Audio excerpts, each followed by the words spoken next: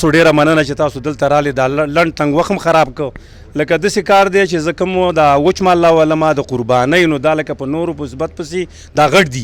چاقم دي ښکلي هم دي ریټونه هم ښه دي بل د لنګو بلار به غواو کار چې زه کوم نو صاحبه دا تورې غواګانې پکې ما ختمې کړي ښایسته نسلونه راوړم چې د خلکو ته ښه نسلونه خواره کړم ټولې چاپدارې پټهدارې غواګانې مې خوارې کړې په عرضې کې د دې نه کوم نسل وکړو ماشاءالله د ده بچی هم په 2 لکه او په 3 لکه روپۍ خرڅېږي